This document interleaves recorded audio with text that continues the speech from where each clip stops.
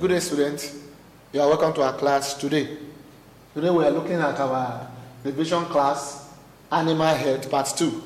You take note that we'll study Animal Health Part 1. So under this, we'll be looking at definition of health and disease. Then how do we identify causes of diseases?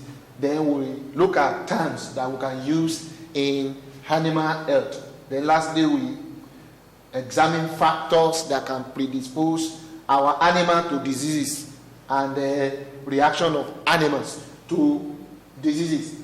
We'll start with meaning of health and diseases. Health is defined as a state of alertness, freedom from ill health, accompanied by unhindered growth and productivity of an animal. And what do we mean by disease? Disease can be defined as the absence of normal health, and that can be due to infection, can be due to nutritional deficiency and imbalance, and some can be hereditary in nature.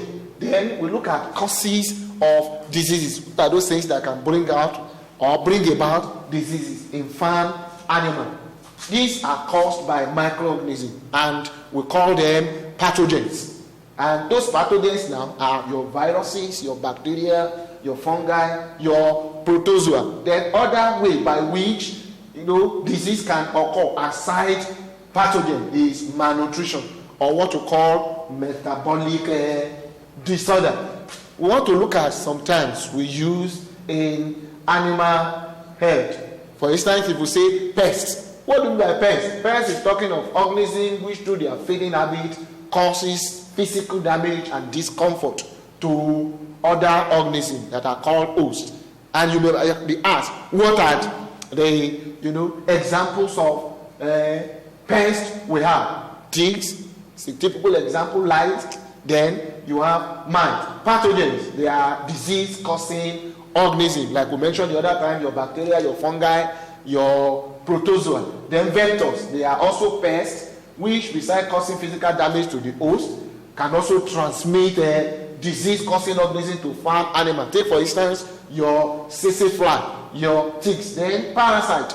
These are classes of organisms that live in or on their host permanently, so they can be inside or outside of the host. So they rely on the host for food and protection. And the typical example is your liver fluke, your tapeworm, and your ragworm. Then lastly, we look at factors that could predispose your animals, to diseases. Factors that can make them to be liable to diseases. One of it is health status of the animal. Then nutrition. That is very, very important. So the type of food you give to your animal will go a long way to show whether the animal will be able to resist disease or not. Then sanitation, good health around, your animal. You are talking about the feeding. You are talking about, the materials you use.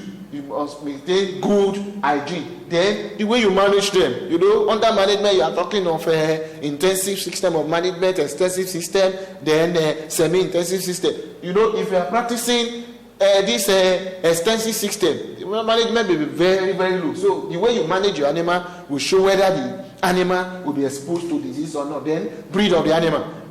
It is very, very important. Breed or the species of the animal will go a long way to tell us whether the animal will be exposed to disease or not. Then poor housing.